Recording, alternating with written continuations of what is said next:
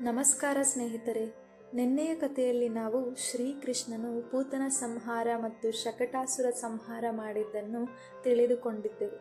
ಇವತ್ತಿನ ಕಥೆಯಲ್ಲಿ ತೃಣಾವರ್ತನ ಸಂಹಾರ ಮತ್ತು ಕೃಷ್ಣನ ಬಾಲ ಅದ್ಭುತಗಳನ್ನು ನೋಡೋಣ. ಗೋಕುಲದಲ್ಲಿ ಕೃಷ್ಣನ ಬಾಲ್ಯ ಲೀಲೆಗಳು ದಿನದಿಂದ ದಿನಕ್ಕೆ ಅದ್ಭುತವಾಗುತ್ತಿದ್ದವು. ಪೂತನ ಸಂಹಾರ, ಶಕಟಾಸುರ ಸಂಹಾರ ನಡೆದರೂ ಕಂಸನ ಭಯ ಮಾತ್ರ ಕಡಿಮೆಯಾಗಿರಲಿಲ್ಲ. ಮಥುರಾದಲ್ಲಿ ಕುಳಿತಿದ್ದ ಕಂಸನು, ಈ ಮಗು ಸಾಮಾನ್ಯವಲ್ಲ, ಇವನೇ ನನ್ನ ಸಂಹಾರಕ ಇರಬಹುದು ಎಂದು ಯೋಚಿಸುತ್ತಿದ್ದನು. ಅವನು ಮತ್ತೊಬ್ಬ ಅಸುರನನ್ನು ಕೂಡ ಕಳುಹಿಸಿದನು. ಅವನೇ ತೃಣಾವರ್ತ. ಗೋಕುಲದಲ್ಲಿ ಒಂದು ಸುಂದರ ಬೆಳಿಗ್ಗೆ. ಮಂದ ಗಾಳಿ ಬೀಸುತ್ತಿತ್ತು. ಗೋವುಗಳ ಗಂಟೆಗಳ ಧ್ವನಿ ದೂರದಲ್ಲಿ ಕೇಳಿಸುತ್ತಿತ್ತು. ಮಕ್ಕಳ ನಗು ಮತ್ತು ಗೋಕುಲದ ಸರಳ ಜೀವನ ಎಲ್ಲೆಡೆ ಸಂತೋಷವನ್ನು ಹರಡಿಸಿತು. ಆ ಸಮಯದಲ್ಲಿ ಯಶೋಧ ತನ್ನ ಮುದ್ದಿನ ಕೃಷ್ಣನನ್ನು ಮಡಿಲಲ್ಲಿ ಹಿಡಿದು ಆಟವಾಡಿಸುತ್ತಿದ್ದಳು. ಅವಳು ಮಗುವಿನ ಮುಖವನ್ನು ನೋಡಿ ನಗುತ್ತಿದ್ದಳು. ಕೃಷ್ಣನೂ ಕೂಡ ತನ್ನ ಚಿಕ್ಕ ಕೈಗಳಿಂದ ತಾಯಿಯ ಮುಖವನ್ನು ಸ್ಪರ್ಶಿಸುತ್ತಾ ಆಟವಾಡುತ್ತಿದ್ದನು. ಅಷ್ಟರಲ್ಲಿ ಯಶೋಧೆಗೆ ಏಕಾಏಕಿ ಒಂದು ವಿಚಿತ್ರ ಅನುಭವವಾಯಿತು. ಇಷ್ಟು ಚಿಕ್ಕ ಮಗು ಹೇಗೆ ಇಷ್ಟು ಭಾರವಾಗುತ್ತಿದೆ ಎಂದು ಅವಳು ಆಶ್ಚರ್ಯಪಟ್ಟಳು.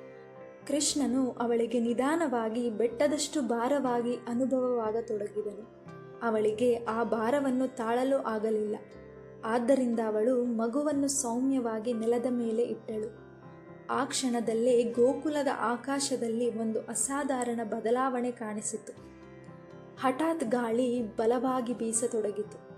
ಧೂಳು ಎಲ್ಲೆಡೆ ಎದ್ದಿತು. ಆಕಾಶ ನಿಧಾನವಾಗಿ ಕತ್ತಲಾಯಿತು. ಗೋಕುಲದ ಜನರು ಆಶ್ಚರ್ಯದಿಂದ ಹೊರಗೆ ನೋಡಿದರು. ಅದು ಸಾಮಾನ್ಯ ಗಾಳಿ ಅಲ್ಲ, ಅದು ತೃಣಾವರ್ತ ಎಂಬ ಭಯಾನಕ ಅಸುರನ ಆಗಮನ. ತೃಣಾವರ್ತನು ಗಾಳಿಯ ರೂಪ ತಾಳಬಲ್ಲ ಅಸುರ. ಅವನು ಬಿರುಗಾಳಿಯಂತೆ ವೇಗವಾಗಿ ಚಲಿಸಬಲ್ಲನು. ಕಂಸನ ಆದೇಶದಿಂದ ಅವನು ಗೋಕುಲಕ್ಕೆ ಬಂದಿದ್ದನು, ಕೃಷ್ಣನನ್ನು ಕೊಲ್ಲಲು. ಒಂದು ಭೀಕರ ಬಿರುಗಾಳಿ ರೂಪದಲ್ಲಿ ಅವನು ಗೋಕುಲವನ್ನು ಆವರಿಸಿದನು. ಮಣ್ಣು, ಎಲೆಗಳು, ಧೂಳು ಎಲ್ಲವೂ ಗಾಳಿಯಲ್ಲಿ ಸುತ್ತಾಡತೊಡಗಿದವು. ಜನರು ಕಣ್ಣು ತೆರೆದುಕೊಳ್ಳಲಾರದೆ ತೊಂದರೆ ಪಟ್ಟರು. ಆ ಗೊಂದಲದ ಮಧ್ಯೆ ತೃಣಾವರ್ತನು ಚಿಕ್ಕ ಕೃಷ್ಣನನ್ನು ಎತ್ತಿಕೊಂಡನು. ಕ್ಷಣ ಮಾತ್ರದಲ್ಲಿ ಅವನು ಮಗುವನ್ನು ಹಿಡಿದು ಆಕಾಶದತ್ತ ಬಿರುಗಾಳಿಯಂತೆ ಏರತೊಡಗಿದನು. ಗೋಕುಲದ ಜನರಿಗೆ ಏನಾಗುತ್ತಿದೆ ಎಂಬುದು ಅರ್ಥವಾಗಲಿಲ್ಲ. ಯಶೋಧ ತನ್ನ ಮಗನನ್ನು ಹುಡುಕುತ್ತಾ ಆತಂಕದಿಂದ ಕೂಗಿದಳು. ಕೃಷ್ಣ, ನನ್ನ ಮಗನೇ ಎಂದು ಕೂಗಿದಳು. ಆದರೆ ಆ ಕ್ಷಣದಲ್ಲಿ ಚಿಕ್ಕ ಕೃಷ್ಣನು ಆಕಾಶದ ಎತ್ತರದಲ್ಲಿ ತೃಣಾವರ್ತನ ಕೈಯಲ್ಲಿ ಇದ್ದನು. ಮುಂದೆ ಏನಾಯಿತು ಎಂಬುದು ಇನ್ನೂ ಅದ್ಭುತವಾಗಿತ್ತು. ತೃಣಾವರ್ತನು ಬಿರುಗಾಳಿಯ ರೂಪದಲ್ಲಿ ಚಿಕ್ಕ ಕೃಷ್ಣನನ್ನು ಎತ್ತಿಕೊಂಡು ಆಕಾಶಕ್ಕೆ ಹಾರಿದನು. ಗೋಕುಲದ ಮೇಲೆ ಧೂಳು ಮತ್ತು ಗಾಳಿಯ ಗೊಂದಲ ಮುಂದುವರಿಯುತ್ತಿತ್ತು. ಆಕಾಶದಲ್ಲಿ ಏರುತ್ತಾ ಹೋಗುತ್ತಿದ್ದ ಅಸುರನು ಮನಸ್ಸಿನಲ್ಲಿ ಸಂತೋಷಪಟ್ಟನು. ಇಗೋ, ಈ ಮಗು ನನ್ನ ಕೈಯಲ್ಲಿ ಇದೆ. ಕಂಸನ ಆದೇಶವನ್ನು ನಾನು ನೆರವೇರಿಸಿದ್ದೇನೆ ಎಂದು ಅವನು ಗರ್ವಪಟ್ಟನು. ಆದರೆ ಕೆಲವೇ ಕ್ಷಣಗಳಲ್ಲಿ ವಿಚಿತ್ರವಾದ ಒಂದು ಘಟನೆ ನಡೆಯತೊಡಗಿತು. ಚಿಕ್ಕ ಕೃಷ್ಣನ ದೇಹ ನಿಧಾನವಾಗಿ ಭಾರವಾಗತೊಡಗಿತು. ಮೊದಲು ಸ್ವಲ್ಪ, ಆಮೇಲೆ ಇನ್ನೂ ಹೆಚ್ಚು, ಮತ್ತೆ ಇನ್ನೂ ಹೆಚ್ಚು. ತೃಣಾವರ್ತನಿಗೆ ಅರ್ಥವಾಗಲಿಲ್ಲ. ಈ ಮಗು ಹೇಗೆ ಇಷ್ಟು ಭಾರವಾಗುತ್ತಿದೆ ಎಂದು ಅವನು ಅಚ್ಚರಿಪಟ್ಟನು. ಆ ಭಾರವನ್ನು ಅವನಿಗೆ ತಾಳಲು ಆಗಲಿಲ್ಲ. ಅವನು ಆಕಾಶದಲ್ಲಿ ಇನ್ನೂ ಎತ್ತರಕ್ಕೆ ಹಾರಲು ಪ್ರಯತ್ನಿಸಿದರೂ ಅವನ ಶಕ್ತಿ ನಿಧಾನವಾಗಿ ಕಡಿಮೆಯಾಗತೊಡಗಿತು. ಅಷ್ಟರಲ್ಲಿ ಇನ್ನೊಂದು ಅದ್ಭುತ ಸಂಭವಿಸಿತು. ಚಿಕ್ಕ ಕೃಷ್ಣನು ತನ್ನ ಸಣ್ಣ ಕೈಗಳನ್ನು ಬಾಚಿ ತೃಣಾವರ್ತನ ಕಂಠವನ್ನು ಬಿಗಿಯಾಗಿ ಹಿಡಿದನು. ಅದು ಮಗುವಿನ ಕೈಗಳಾದರೂ ಅದರೊಳಗೆ ದಿವ್ಯ ಶಕ್ತಿ ತುಂಬಿತ್ತು. ತೃಣಾವರ್ತನಿಗೆ ಉಸಿರು ಸಿಗಲಿಲ್ಲ. ಅವನ ಕಣ್ಣುಗಳು ಭಯದಿಂದ ಹೊರಬಿದ್ದವು. ಅವನ ಬಲವಾದ ಗಾಳಿಯ ಶಕ್ತಿ ನಿಧಾನವಾಗಿ ಕ್ಷೀಣಿಸತೊಡಗಿತು. ಕೊನೆಗೆ ಅವನು ತನ್ನ ಶಕ್ತಿಯನ್ನು ಸಂಪೂರ್ಣವಾಗಿ ಕಳೆದುಕೊಂಡನು. ಒಂದು ಭೀಕರ ಶಬ್ದದೊಂದಿಗೆ ತೃಣಾವರ್ತನು ಆಕಾಶದಿಂದ ಕೆಳಗೆ ಬಿದ್ದು ಬಿಟ್ಟನು. ಗೋಕುಲದ ನೆಲದ ಮೇಲೆ ಅಸುರನ ದೇಹ ಬಿದ್ದಾಗ ಭೂಮಿ ಸ್ವಲ್ಪ ನಡುಗಿದಂತೆ ಆಯಿತು. ಆ ಶಬ್ದವನ್ನು ಕೇಳಿ ಗೋಕುಲದ ಜನರು ಭಯದಿಂದ ಓಡಿ ಬಂದರು. ಯಶೋಧ ಮತ್ತು ನಂದರು ಆತಂಕದಿಂದ ಅಲ್ಲಿ ಬಂದರು. ಅವರು ನೋಡಿದ ದೃಶ್ಯ ಎಲ್ಲರನ್ನೂ ಆಶ್ಚರ್ಯಕ್ಕೊಳಪಡಿಸಿತು. ಭೀಕರವಾದ ಅಸುರನ ದೊಡ್ಡ ಶವ ನೆಲದ ಮೇಲೆ ಬಿದ್ದಿತ್ತು. ಆ ಶವದ ಮೇಲೆಯೇ ಚಿಕ್ಕ ಕೃಷ್ಣನು ಶಾಂತವಾಗಿ ಕುಳಿತಿದ್ದನು.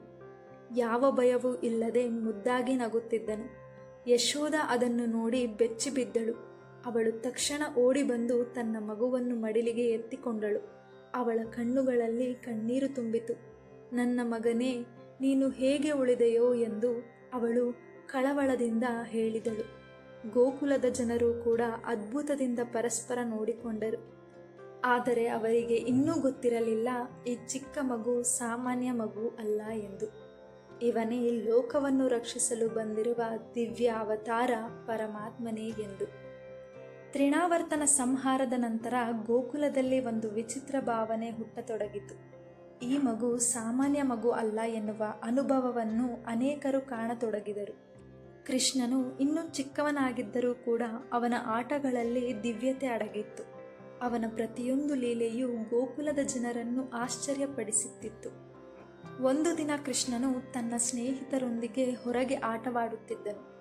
ಮಣ್ಣಿನಲ್ಲಿ ಓಡಾಡುತ್ತಾ ನಗುತ್ತಾ ಆಟವಾಡುತ್ತಿದ್ದ ಮಕ್ಕಳು. ಆಟದ ಮಧ್ಯದಲ್ಲಿ ಕೃಷ್ಣನು ಮಣ್ಣನ್ನು ಕೈಯಲ್ಲಿ ತೆಗೆದುಕೊಂಡು ಬಾಯಿಗೆ ಹಾಕಿಕೊಂಡನು. ಅವನ ಜೊತೆ ಆಟವಾಡುತ್ತಿದ್ದ ಮಕ್ಕಳು ಅದನ್ನು ನೋಡಿದರು. ಅವರು ತಕ್ಷಣ ಯಶೋದೆಯ ಬಳಿಗೆ ಓಡಿ ಹೋಗಿ ಹೇಳಿದರು, ಅಮ್ಮ, ಕೃಷ್ಣ ಮಣ್ಣು ತಿಂದನು ಎಂದು. ಯಶೋದ ಅದನ್ನು ಕೇಳಿ ಸ್ವಲ್ಪ ಕೋಪಗೊಂಡಳು. ಅವಳು ತಕ್ಷಣ ಕೃಷ್ಣನ ಬಳಿಗೆ ಬಂದು ಕೇಳಿದಳು, ಕೃಷ್ಣ, ನೀನು ಮಣ್ಣು ತಿಂದೆಯಾ? ಕೃಷ್ಣನು ಮುದ್ದಾಗಿ ತಲೆಯಾಡಿಸಿ ಹೇಳಿದನು, ಇಲ್ಲ ಅಮ್ಮ, ನಾನು ತಿನ್ನಲಿಲ್ಲ ಎಂದು. ಆದರೆ ಮಕ್ಕಳು ಒತ್ತಾಯವಾಗಿ ಹೇಳಿದರು, ಅಮ್ಮ, ಅವನು ತಿಂದನು ಎಂದು. ಅದರಿಂದ ಯಶೋದ ಸ್ವಲ್ಪ ಗಂಭೀರವಾಗಿ ಹೇಳಿದಳು, ಸರಿ, ಬಾಯಿ ತೆರೆ ಎಂದು.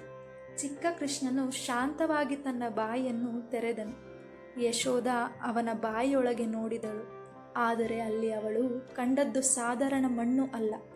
ಅವಳಿಗೆ ಭೂಮಿ, ನಕ್ಷತ್ರಗಳು, ಸೂರ್ಯ, ಚಂದ್ರ, ನದಿಗಳು, ಪರ್ವತಗಳು, ಸಂಪೂರ್ಣ ಬ್ರಹ್ಮಾಂಡವೇ ಕಾಣಿಸಿತು. ಅದು ಮಾತ್ರವಲ್ಲ, ಅವಳು ಗೋಕುಲವನ್ನು ಕೂಡ ಕಂಡಳು, ತನ್ನ ಮನೆಯನ್ನೂ ಕಂಡಳು, ತನ್ನನ್ನೇ ಕೃಷ್ಣನನ್ನು ಹಿಡಿದುಕೊಂಡಿರುವ ದೃಶ್ಯವನ್ನು ಕೂಡ ಕಂಡಳು. ಅವಳು ಕ್ಷಣ ಮಾತ್ರಕ್ಕೆ ಬೆಚ್ಚಿ ಬಿದ್ದಳು. ಇದು ಹೇಗೆ ಸಾಧ್ಯ ಎಂದು ಅವಳ ಮನಸ್ಸು ಆಶ್ಚರ್ಯದಿಂದ ತುಂಬಿತು. ಆದರೆ ಮುಂದಿನ ಕ್ಷಣದಲ್ಲಿ ಆ ದಿವ್ಯ ದೃಶ್ಯ ಎಲ್ಲವೂ ಮಾಯವಾಯಿತು. ಮತ್ತೆ ಅವಳ ಮುಂದೆ ನಿಂತಿದ್ದು ಮುದ್ದಾದ ನಗುತ್ತಿರುವ ಚಿಕ್ಕ ಕೃಷ್ಣ ಮಾತ್ರ. ಅದು ಯೋಗಮಾಯೆಯ ಲೀಲೆ. ಭಗವಂತನು ತನ್ನ ದಿವ್ಯ ಸ್ವರೂಪವನ್ನು ಕ್ಷಣ ಮಾತ್ರದಲ್ಲಿ ತೋರಿಸಿ ಮತ್ತೆ ತಾಯಿಯ ಪ್ರೀತಿ ಉಳಿಯುವಂತೆ ಅದನ್ನು ಮರೆ ಮಾಡಿದನು. ಈ ಅದ್ಭುತ ಘಟನೆಯ ವಿವರ ಶ್ರೀಮದ್ ಭಾಗವತಂನಲ್ಲಿ ಬರುತ್ತದೆ. ಈ ಲೀಲೆ ನಮಗೆ ಒಂದು ಮಹತ್ವದ ಸತ್ಯವನ್ನು ತಿಳಿಸುತ್ತದೆ. ಅದೇನೆಂದರೆ, ಸಂಪೂರ್ಣ ಬ್ರಹ್ಮಾಂಡವನ್ನೇ ಒಳಗೊಂಡಿರುವ ಪರಮಾತ್ಮನು ತಾಯಿಯ ಮಡಿಲಲ್ಲಿ ಆಟವಾಡುವ ಮುದ್ದಿನ ಮಗುವಾಗಿ ಕೂಡ ಅವತರಿಸಬಹುದು ಎಂದು. ಈ ಕಥೆಯಲ್ಲಿ ನಮಗೆ ಸಿಗುವ ಆಧ್ಯಾತ್ಮಿಕ ಅರ್ಥವೇನೆಂದರೆ, ತ್ರಿಣಾವರ್ತನ ಲೀಲೆ ಕೇವಲ ಒಂದು ಕತೆ ಅಲ್ಲ, ಅದರೊಳಗೆ ಆಳವಾದ ಆಧ್ಯಾತ್ಮಿಕ ಸಂದೇಶ ಅಡಗಿದೆ. ತ್ರಿಣಾವರ್ತನು ಅಹಂಕಾರದ ಪ್ರತೀಕ. ಗಾಳಿ ಯಾವಾಗಲೂ ಅಸ್ಥಿರವಾಗಿರುತ್ತದೆ. ಒಮ್ಮೆ ನಿಧಾನ, ಮತ್ತೊಮ್ಮೆ ಬಿರುಗಾಳಿ. ಹಾಗೆಯೇ ಅಹಂಕಾರವು ಅಸ್ಥಿರ. ಅದು ಮನಸ್ಸನ್ನು ಗರ್ವದಿಂದ ತುಂಬಿಸಿ ನಮ್ಮನ್ನು ಸತ್ಯದಿಂದ ದೂರ ಮಾಡುತ್ತದೆ. ತ್ರಿಣಾವರ್ತನು ಕೃಷ್ಣನನ್ನು ಆಕಾಶಕ್ಕೆ ಎತ್ತಿದಂತೆ ಅಹಂಕಾರವು ನಮ್ಮನ್ನು ಮೇಲಕ್ಕೆ ಎತ್ತಿದಂತೆ ಭಾಸವಾಗುತ್ತದೆ. ಆದರೆ ಅದು ನಿಜವಾದ ಏರಿಕೆ ಅಲ್ಲ. ಒಂದು ಕ್ಷಣದಲ್ಲಿ ಭಗವಂತನ ಕೃಪೆ ಬಂದರೆ ಆ ಅಹಂಕಾರ ನೆಲಕ್ಕುರುಳುತ್ತದೆ. ಕೃಷ್ಣನು ತ್ರಿಣಾವರ್ತನನ್ನು ನೆಲಕ್ಕುರುಳಿಸಿದಂತೆ ಭಗವಂತನ ಸ್ಮರಣೆ ಅಹಂಕಾರವನ್ನು ಸೋಲಿಸುತ್ತದೆ. ಬ್ರಹ್ಮಾಂಡ ದರ್ಶನದ ಸಂದೇಶವೇನೆಂದರೆ, ಯಶೋದೆಯು ಕೃಷ್ಣನ ಬಾಯಿಯೊಳಗೆ ಸಂಪೂರ್ಣ ಬ್ರಹ್ಮಾಂಡವನ್ನು ಕಂಡಳು. ಈ ಲೀಲೆ ನಮಗೆ ಒಂದು ಮಹತ್ತರ ಸತ್ಯವನ್ನು ತಿಳಿಸುತ್ತದೆ. ನಾವು ದೇವರನ್ನು ಹೊರಗಿನ ಜಗತ್ತಿನಲ್ಲಿ ಮಾತ್ರ ಹುಡುಕುತ್ತೇವೆ.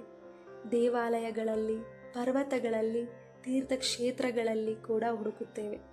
ಆದರೆ ಈ ಲೀಲೆ ಹೇಳುವುದು ಏನೆಂದರೆ, ಭಗವಂತನು ಕೇವಲ ಹೊರಗೆ ಇರುವವನೂ ಅಲ್ಲ, ಅವನು ನಮ್ಮ ಹೃದಯದಲ್ಲಿಯೂ ಇದ್ದಾನೆ. ನಮ್ಮೊಳಗಿನ ಆತ್ಮದಲ್ಲೇ ಆ ದಿವ್ಯ ಸನ್ನಿಧಿ ನೆಲೆಸಿದೆ. ನಾವು ಭಕ್ತಿ, ಪ್ರೀತಿ ಮತ್ತು ನಿಸ್ವಾರ್ಥ ಮನಸ್ಸಿನಿಂದ ಬದುಕಿದರೆ ಆ ದಿವ್ಯತೆಯನ್ನು ಅನುಭವಿಸಬಹುದು. ಅದರಲ್ಲೇ ಈ ಲೀಲೆಯ ಸಾರವಿದೆ. ಅಹಂಕಾರವನ್ನು ಬಿಡಬೇಕು, ಭಗವಂತನ ಸ್ಮರಣೆ ಮಾಡಬೇಕು, ದಿವ್ಯತೆಯನ್ನು ನಮ್ಮೊಳಗೆ ಅರಿಯಬೇಕು. ಆಗ ಜೀವನದಲ್ಲಿ ನಿಜವಾದ ಶಾಂತಿ ಮತ್ತು ಸಂತೋಷ ದೊರೆಯುತ್ತದೆ. ಇವತ್ತಿನ ಕಥೆಯಲ್ಲಿ ನಾವು ಮಗು ರೂಪದಲ್ಲೇ ಅಹಂಕಾರವನ್ನು ಸೋಲಿಸಿದ ಕೃಷ್ಣನ ಮಹಿಮೆಯನ್ನು ಕಂಡೆವು. ಅವನು ಗೋಕುಲದ ಮುದ್ದಿನ ಮಗು, ಆದರೆ ಅವನೇ ಜಗದಾಧಾರ. ಮುಂದಿನ ಕಥೆಯಲ್ಲಿ ನಾವು ಬೆಣ್ಣೆಯ ಕಳ್ಳ ಹಾಗೂ ದಾಮೋದರ ಲೀಲೆಯನ್ನು ನೋಡೋಣ. ಧನ್ಯವಾದಗಳು ಸ್ನೇಹಿತರೆ. ಇವತ್ತಿನ ಕತೆ ನಿಮ್ಮೆಲ್ಲರಿಗೂ ಇಷ್ಟವಾಗಿದ್ದರೆ ಲೈಕ್, ಶೇರ್ ಹಾಗೂ ಸಬ್ಸ್ಕ್ರೈಬ್ ಮಾಡಿ ಮುಂದಿನ ಕತೆಗಾಗಿ ನಿರೀಕ್ಷಿಸಿ.